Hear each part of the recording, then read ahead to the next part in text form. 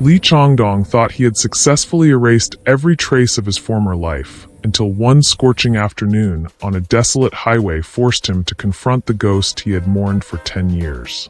The Korean Mafia boss only intended a calculated gesture of goodwill, helping a stranded officer. But when she emerged from beneath the patrol car's hood and lifted her face toward the relentless sun, his entire world imploded. It was Deputy Ava Flores, the woman he had loved as simply Dong. The woman whose death he had avenged by building an empire of blood and ruthless control, standing impossibly alive just 3 feet away as if fate had engineered this collision. He felt every scar on his tattooed body ignite with fire and his carefully constructed armor shatter into dust. The white Lamborghini gleaming behind him, the immaculate black suit, the cold authority that made grown men tremble, none of it mattered now. Chang-dong, a man who commanded fear across multiple states and orchestrated violence with surgical precision, found himself paralyzed by a pair of familiar eyes that once knew him before the bloodshed, before the title, before he became the monster. His hands, marked with intricate ink that told stories of pain and power, trembled as he approached. Ava's khaki uniform, her badge catching the light, represented everything his world had destroyed. Yet here she stood, dedicated, alive, and dangerously close to the criminal empire that bore her name as its deepest secret. Before we continue, please tell us where in the world you're watching from. We love seeing how far our stories travel, and it reminds us that hope and second chances are universal languages. The Lamborghini's engine roared through the mountain pass leading to Chang-dong's estate, but the man behind the wheel heard nothing except the echo of a voice he thought had been silenced forever. His knuckles were white against the steering wheel, his jaw clenched so tightly it ached. By the time the reinforced gates of his compound rolled open, revealing the sprawling fortress hidden behind manicured gardens and surveillance technology worth millions, Chang-dong had rebuilt his mask of control. Almost. Jae-won was waiting in the marble foyer, tablet in hand, ready to brief him on the day's operations across 3 states. But the moment Chang-dong stepped through the doors, his second-in-command froze. In 10 years of working beside the boss, through gang wars, federal investigations, and hostile takeovers that had left bodies in their wake, Jae-won had never seen that look on his face. A man who had just witnessed his own ghost. What happened? Jae-won's voice was careful, measured. Chang-dong didn't answer immediately. He walked past him into his office, poured 2 fingers of whiskey he didn't taste, and stared out the floor-to-ceiling windows at the city sprawling below like a kingdom he no longer cared about. "Pull everything on Deputy Ava Flores," he finally said, his voice stripped of its usual authority. "County Patrol Officer. I need employment records, residence, financials, relationships, everything. Untraceable. No flags." Jae-won knew better than to ask questions, but his eyes betrayed his concern. Within 2 hours, Chang-dong had a complete dossier spread across his desk. Single. No children. A small rental house on the edge of town. A decade of dedicated service, commendations for bravery, a spotless record. She lived quietly, almost invisibly, the complete opposite of the life she could have had if she'd stayed with him. If she had lived. Chang-dong's hands shook as he picked up the surveillance photo. Ava in her patrol uniform, walking into the precinct, her expression focused and serious. The girl he had known smiled constantly, laughed at his terrible jokes, saw goodness in him that no one else believed existed. This woman looked like she had learned to carry the weight of the world alone. The memory slammed into him with physical force. 10 years ago. The cramped apartment they'd shared. Her voice rising in desperation. "Dong, you're disappearing into this life. I don't recognize you anymore." His rivals had already made their move. The threatening calls, the car following her to work, the bloody message left on their doorstep. He remembered holding her face in his hands, promising he would get them out, that he would leave the syndicate and they would vanish together. But they wanted one more meeting. One last job. He had kissed her goodbye and told her to pack. When he returned 3 hours later, her car was a burning skeleton on the highway, consumed by an inferno so complete that forensics could barely identify remains. The rivals had sent their message. The next morning, Chang-dong stopped being Dong forever and became something else entirely, something forged in grief and vengeance. He had spent 2 years systematically destroying everyone responsible, ascending through the syndicate's ranks on a river of blood until he stood at the top, untouchable and utterly alone. Except she hadn't died. She had disappeared. And now she was alive, vulnerable, and completely unaware that the most dangerous man in 3 states would burn his empire to ash before he let anyone touch her again. Chang-dong made his decision before dawn broke over the estate. He stood in his war room, a soundproof chamber lined with encrypted monitors displaying real-time feeds from his operations across the country, and began repositioning pieces on a chessboard only he could see.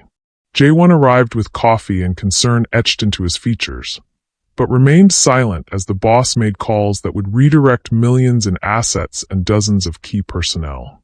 "We're establishing Lotus Holdings," Chang-dong announced, his voice regaining its characteristic authority. "A legitimate investment firm specializing in rural infrastructure development. I want it registered in Ava's county by the end of the week. Purchase the old Morrison building downtown. Staff it with our cleanest operators. People with impeccable backgrounds who can pass any scrutiny." Jae-won's eyes narrowed. That's a significant resource commitment for a single county operation. It's not about profit. Chang-dong's tone left no room for argument. It's about presence. I need eyes on the ground, legitimate cover, and the ability to operate without raising flags. Make it happen.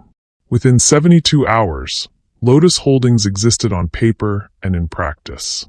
A tastefully renovated office space, a small team of professionals whose resumes were genuine even if their ultimate loyalty wasn't, and a carefully constructed narrative about revitalizing forgotten American towns. Chang-dong himself would occasionally visit as the reclusive CEO, a role that gave him legitimate reason to be near Ava without triggering suspicion.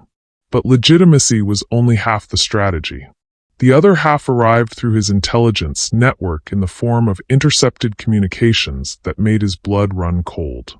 The Black Snakes, a vicious syndicate that had been testing the borders of his territory for months, were establishing a major distribution hub less than 15 miles from Ava's jurisdiction. Shipping manifests, property acquisitions, corrupt local officials, the infrastructure of poison flowing directly into her county. Chang-dong studied the intelligence with clinical precision, mapping supply chains and identifying vulnerabilities. The snakes operated with brazen confidence, believing this rural territory was beneath the notice of larger players.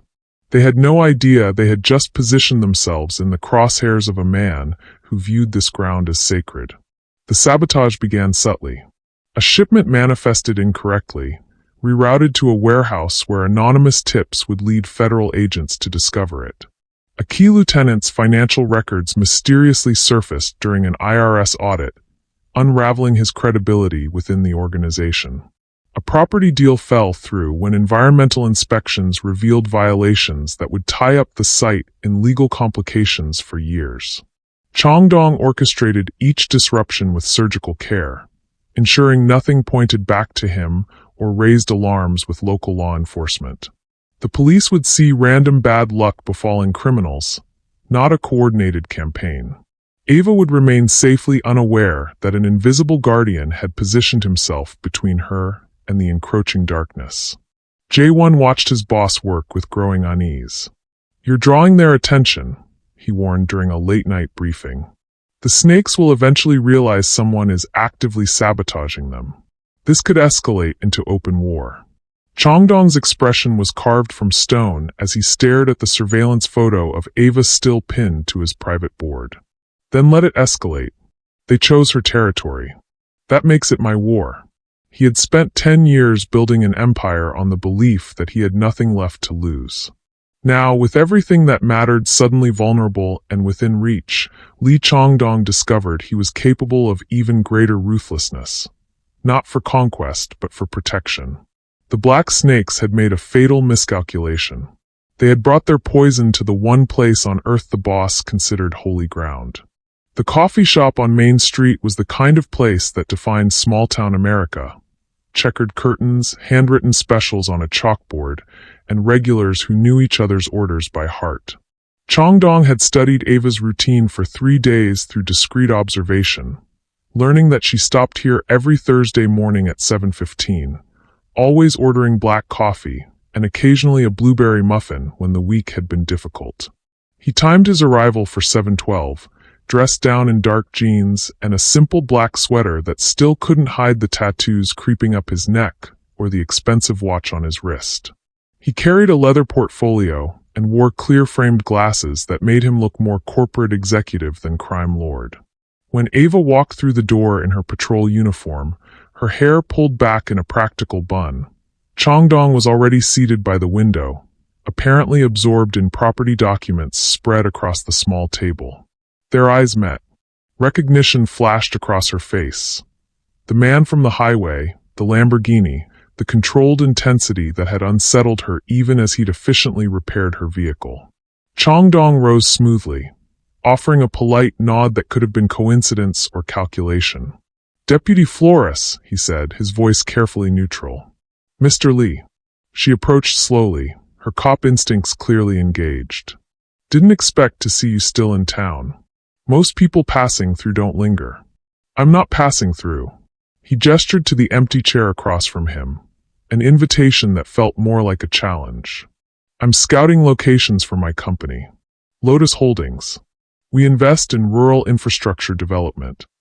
Ava remained standing, her hand resting casually near her duty belt, not threatening but prepared. Infrastructure development. That's a pretty vague description for someone driving a $250,000 car through farmland. Chang-dong felt a ghost of a smile threaten his composure.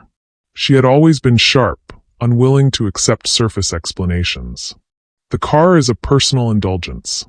The business is legitimate. Your county has potential that larger investors overlook.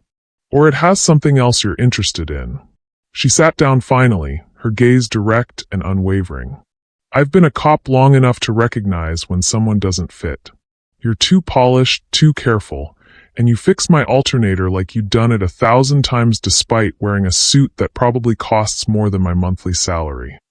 The observation was surgical, and it reminded him so forcefully of the girl who used to catch him in lies that his next words almost escaped uncensored. "You always did see through the performance." He caught himself mid-sentence, the old nickname, Ava Bear, nearly slipping out, a private joke from a lifetime ago about her fierce protective instincts despite her small frame. The pause hung between them like a wire pulled taut. Ava's expression shifted from suspicion to something more complex, confusion, a flicker of déjà vu she couldn't quite place. "Always. We just met last week." Chang-dong recovered smoothly, his face betraying nothing. "A figure of speech.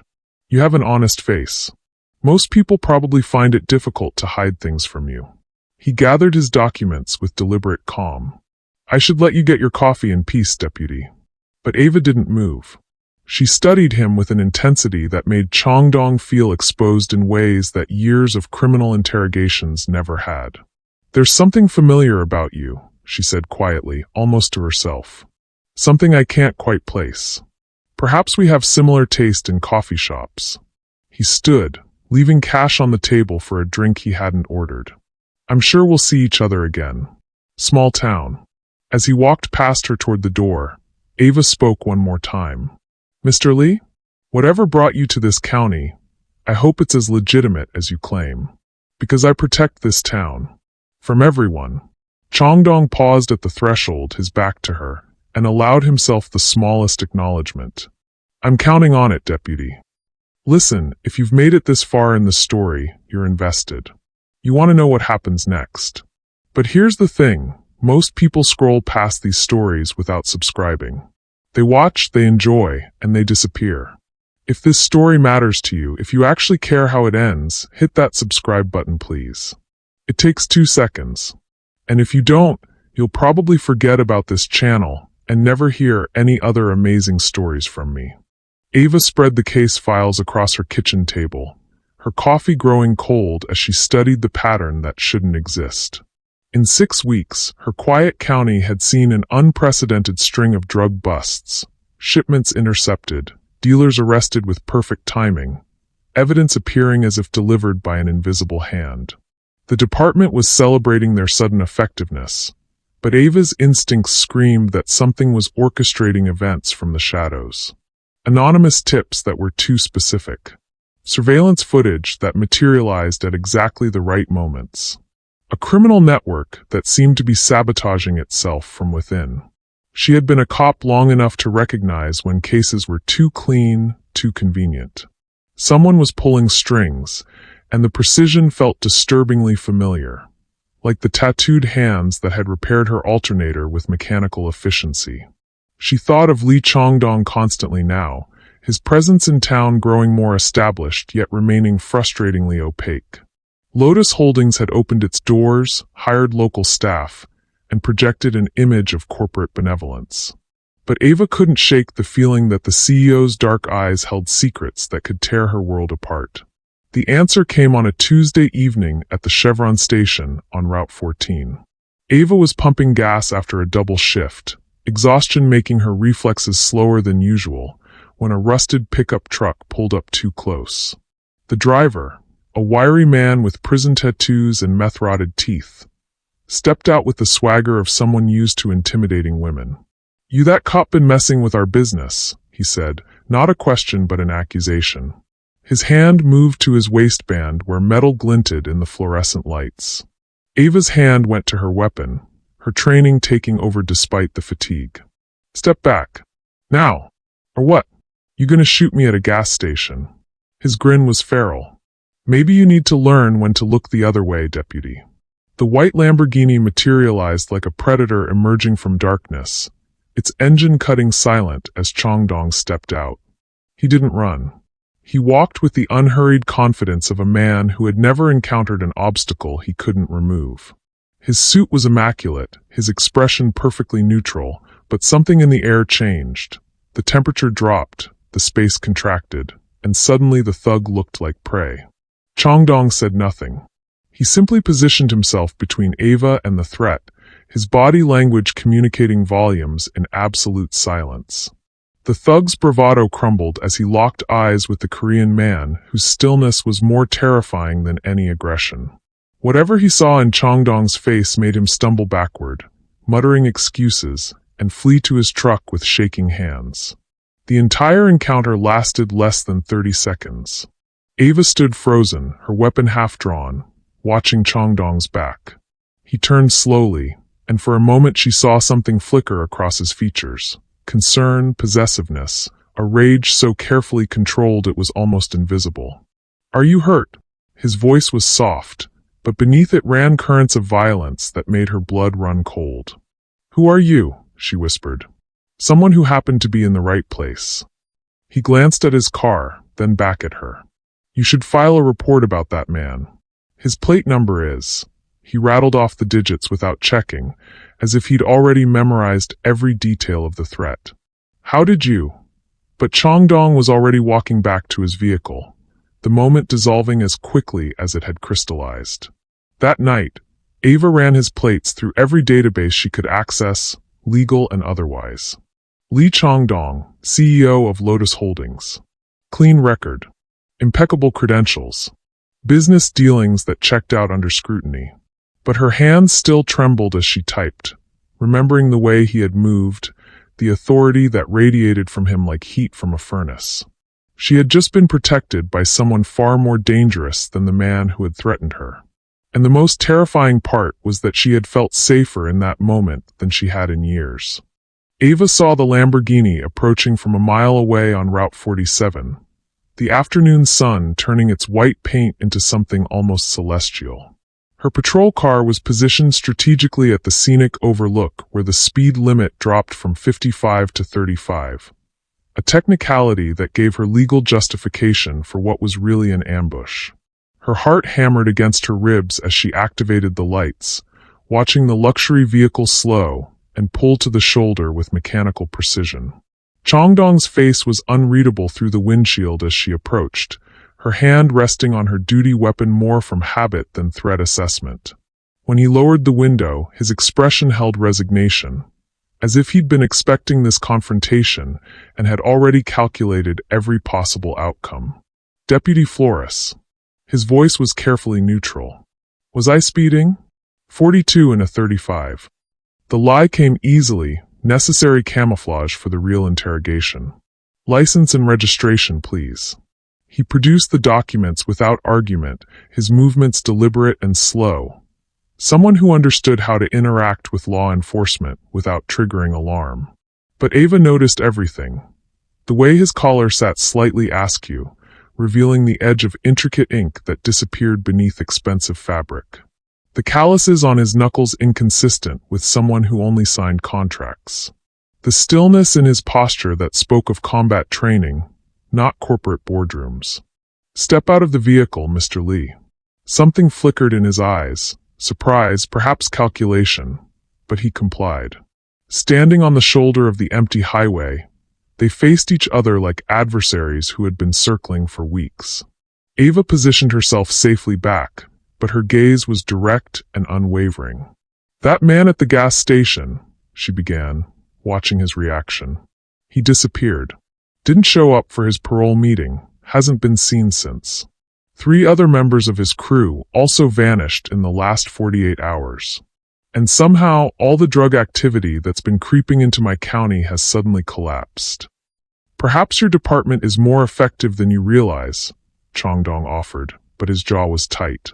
Or perhaps someone is fighting a war I can't see. Ava took a step closer, her voice dropping. I've been investigating you, Mr. Lee. Your business is legitimate, your background is clean, but everything about you screams danger. So I'm going to ask you one more time. Who are you, really? The silence stretched between them like a chasm. Chang-dong's gaze traveled from her face to the horizon, anywhere but directly meeting her eyes. When he finally spoke, his voice carried the weight of a confession wrapped in deception. I grew up in Seoul. Poor neighborhood, violent circumstances. I joined a gang when I was 17, protection, survival, the usual story. The words were carefully measured, a veneer of truth painted over a deeper reality. I did things I'm not proud of. Hurt people. Served time.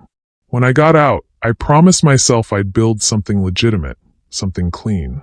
Lotus Holdings is my second chance. And the tattoos? Ava pressed, gesturing to the ink barely visible at his collar. Reminders of who I used to be. He looked at his hands, the intricate patterns covering his knuckles telling stories he couldn't speak aloud. I can't erase my past, Deputy. But I can choose who I become. That's what I'm doing here, choosing differently. It was a perfect lie, constructed from fragments of truth, designed to satisfy her suspicions while protecting her from the complete darkness of his reality. But saying it physically hurt, each word a betrayal of the connection he felt rebuilding between them. He had spent 10 years becoming a ghost, and now he was lying to the only person who had ever truly seen him. Ava studied him for a long moment, her instincts warring with the vulnerability she heard beneath his words. Why does it feel like you're protecting me from something? Chang-dong finally met her eyes, and the raw emotion there made her breath catch. Because maybe I am, Deputy. Maybe some of us spend our whole lives trying to protect the people who deserve better than what we can offer. Jae-won burst into Chang-dong's office at the estate without knocking, tablet in hand and fury etched across his usually composed features. It was past midnight, but the boss hadn't left his desk in hours, surveillance feeds from Ava's county playing on multiple screens like a desperate vigil. We have a problem, Jae-won said, his voice tight with controlled anger. The Black Snakes know someone is sabotaging their operation. They've tripled security, brought in enforcers from Chicago, and they're asking questions. Dangerous questions. Chang-dong didn't look away from the screen showing Ava's dark house, a single light burning in what he knew was her kitchen. Let them ask. They're not just asking. Jae-won slammed the tablet on the desk, forcing Chang-dong to acknowledge him. They've connected 3 of our shell companies to the property acquisitions that blocked their expansion. They don't know it's you yet, but they're circling. And when they figure it out, when they realize the boss himself is protecting some backwater county, they'll come with everything they have. Then we'll be ready. Chang-dong's voice was cold, final. For what? Open warfare? Federal attention? The collapse of everything we've built over 10 years. Jae-won leaned across the desk, his loyalty warring with his desperation. Brother, I've stood by you through hell. But this obsession with the deputy is going to destroy us. You need to walk away before it's too late. The word obsession hung in the air like an accusation. Chang-dong stood slowly, his control fracturing at the edges. She was supposed to be dead. I built this empire on the ashes of her memory. And now she's alive, vulnerable, and standing directly in the path of an enemy I created. So no, Jae-won, I will not walk away. Even if staying puts her in more danger than leaving? The question was surgical, precise. You think the snakes won't eventually figure out why you're protecting this territory? When they do, they'll use her as leverage. They'll hurt her to hurt you. Your presence here makes her a target. The truth of it struck like a physical blow. Chang-dong turned back to the screens, watching Ava's silhouette move past the kitchen window, probably making tea before another sleepless night of studying case files. Every instinct screamed at him to stay, to position himself between her and the approaching storm. But Jae-won was right. His protection had become her greatest vulnerability. How long before they move? Chang-dong asked quietly.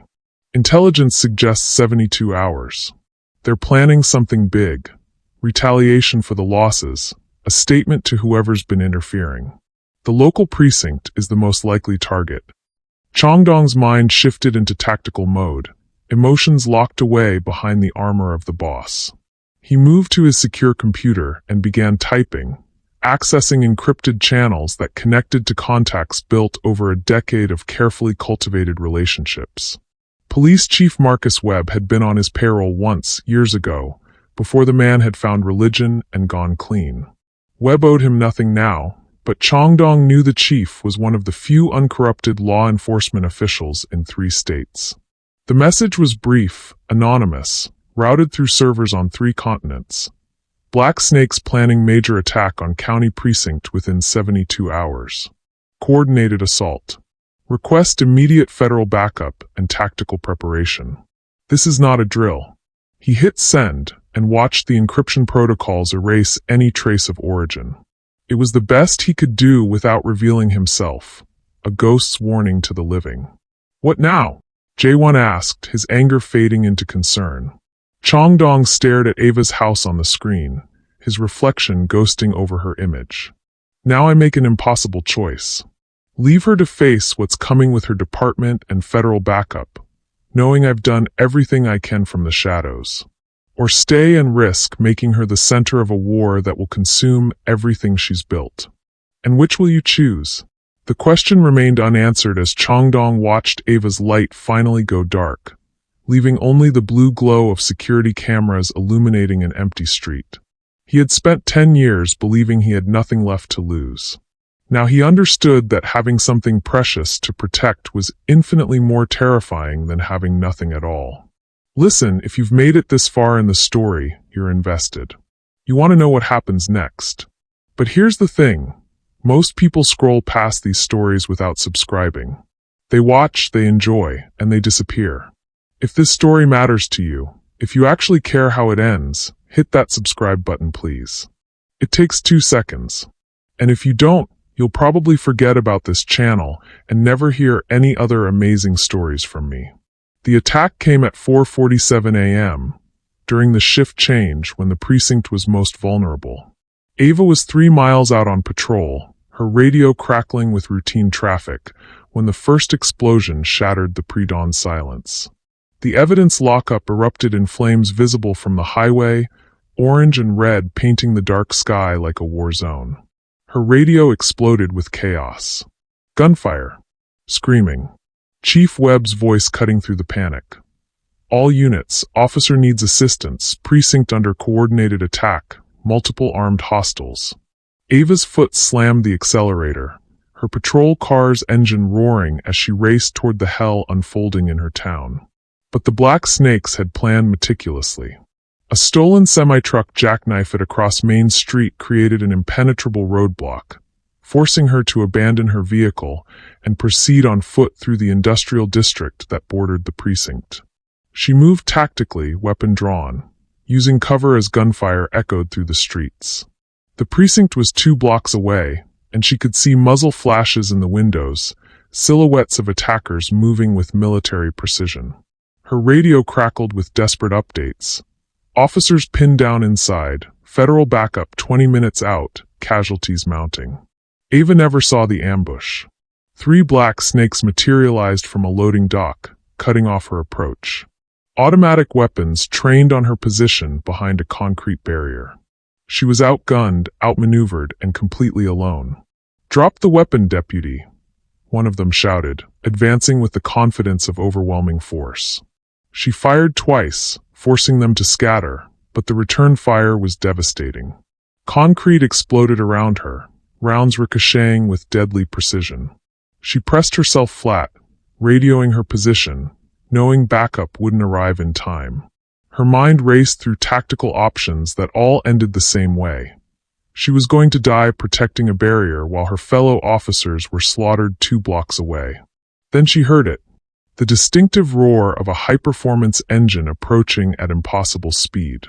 The white Lamborghini materialized like a missile, its headlights cutting through the smoke and chaos. It didn't slow. It accelerated directly toward the attackers, a $250,000 battering ram driven by someone who had made a choice that would shatter every carefully constructed lie. The snakes scattered, diving for cover as the vehicle skidded to a halt between them and Ava's position. Chang-dong emerged in a single fluid motion, no longer the polished CEO but something else entirely. A man whose movements spoke of violence mastered, whose stillness radiated lethal authority. He wore tactical black, his tattoos fully visible now, intricate patterns covering his neck and hands telling stories written in blood and survival. "Get behind the car." His voice cut through the chaos with absolute command. Ava moved on instinct, her training overriding her shock. Behind the Lamborghini's armored body, she realized with delayed understanding that the car had been modified, reinforced. She watched Chang-dong operate. No wasted movement. He drew a weapon with the practiced ease of someone who had held one more often than any pen, laying down suppressive fire that forced the snakes into full retreat. "You called in the warning," Ava breathed, the pieces finally clicking into place. "You knew this was coming." "I've known for days." Chang-dong's eyes never left the tactical situation, scanning for additional threats. "Your chief got federal backup mobilizing, but they're still 15 minutes out. The precinct can't hold that long." More gunfire erupted from the direction of the station. Heavier weapons, coordinated volleys. Ava's radio screamed with casualties, officers running out of ammunition, the situation deteriorating by the second. Chang-dong turned to her, and in his eyes she saw truth burning away every lie he'd told. "I can end this. But you need to know, I'm not who I claim to be. I'm the boss. The Korean Mafia. Everything you've suspected and worse. And if I go in there to save your people, you'll never be able to unknow what I am." Ava stared at the man she'd once known as Dong, seeing him clearly for the first time in a decade. "Then let's save them together." Chang-dong made 2 calls. The first brought J1 and a tactical team of 6. Men who had served with the boss through a dozen wars, arriving in unmarked vehicles with weapons that would make federal agents nervous. The second call went to no one. It was simply Chang-dong accepting that the life he'd built in shadows was about to burn in the light. "Positions," he commanded, his voice carrying the weight of absolute authority.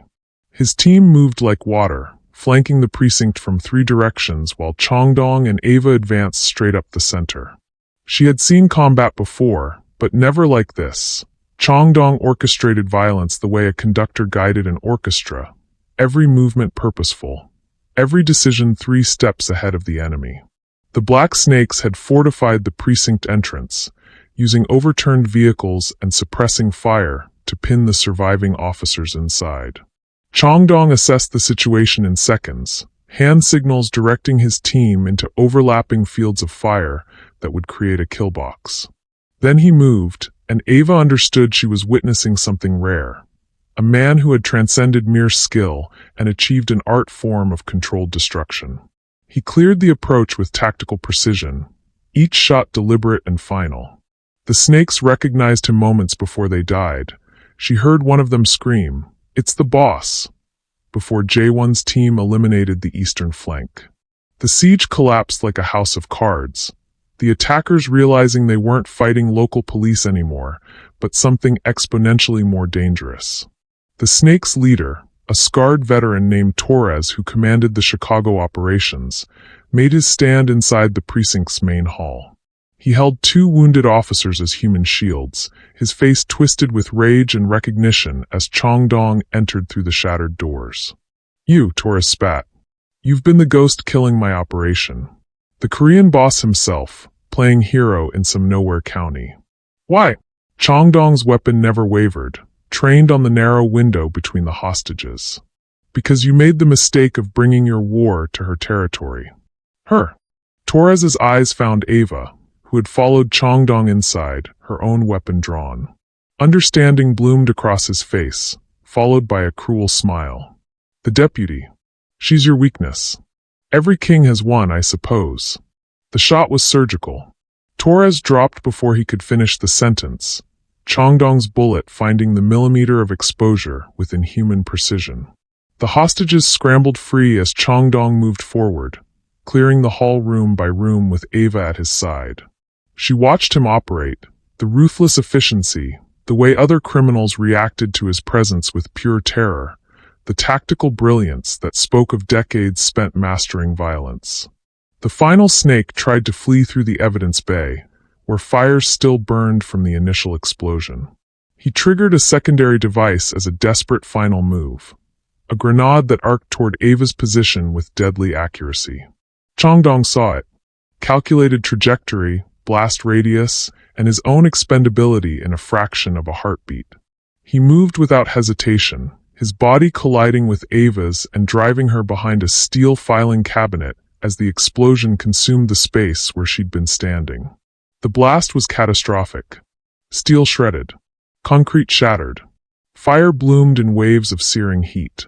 When the smoke cleared, Chang-dong was on top of her, his back shredded by shrapnel, blood soaking through his tactical vest. His breathing was labored but controlled, his body having absorbed the majority of the blast meant for her. "Dong," she whispered, the old nickname escaping unbidden as she saw the pain etched across his face. His eyes met hers, and every mask, every lie, every carefully constructed wall crumbled to dust. "I thought I lost you once," he said, his voice raw. "I wasn't going to let it happen again." Federal backup poured through the doors seconds later, finding the boss and the deputy in the ruins of the evidence bay.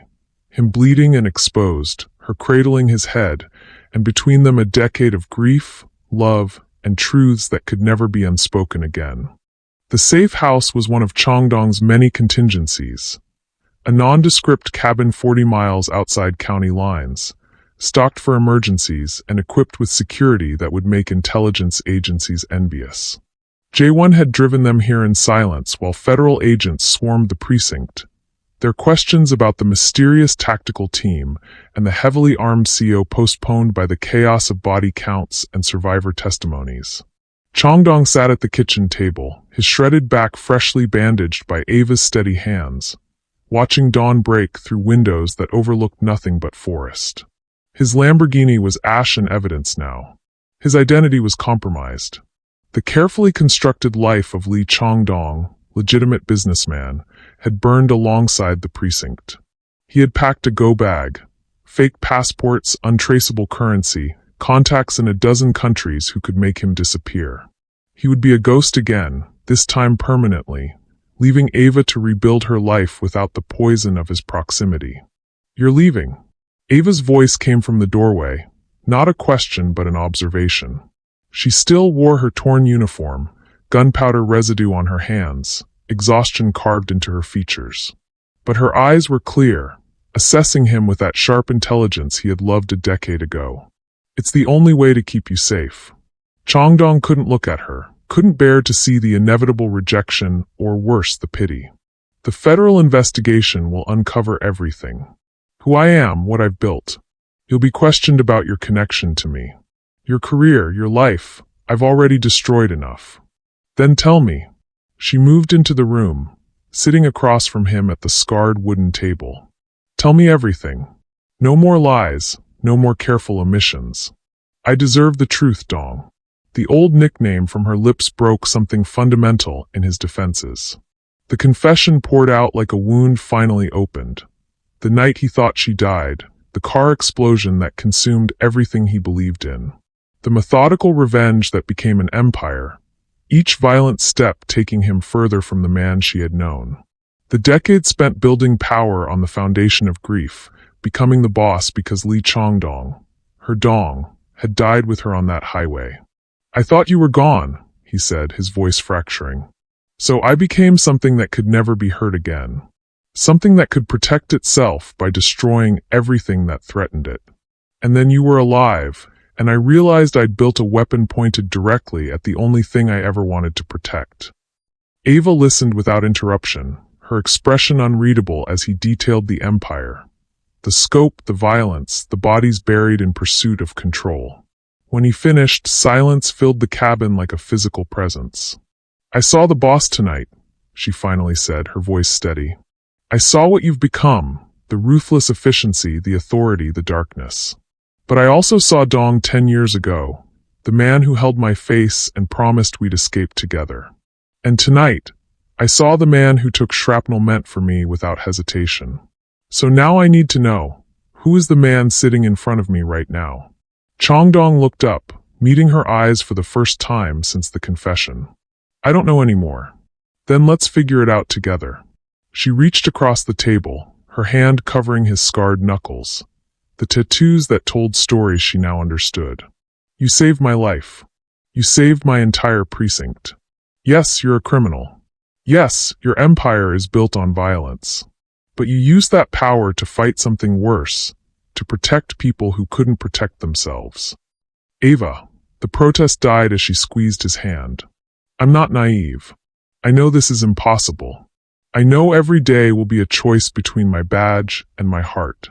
I know federal agents will investigate, that your enemies will come for us both, that peace is something we'll have to earn over and over." She leaned forward, her intensity matching his. "But you're not just a ghost from my past anymore, Chang-dong. You're my present, and I'm choosing to stay and face whatever comes with that choice." For the first time in 10 years, Chang-dong felt fear, not of enemies or exposure, but of hope. "I could destroy your life. You already saved it." Ava's smile was small, complicated, real. "Now let's see if we can build something from the ruins." Outside, the sun fully crested the horizon, illuminating a future neither of them could predict, but both had chosen to face together. So here's the real question. Did you subscribe yet? Thousands of people will listen to this story and won't subscribe. Please don't be that person. Kindly support what I do here by subscribing. And then drop in the comment section if you would like part 2 of Chang-dong and Ava's story.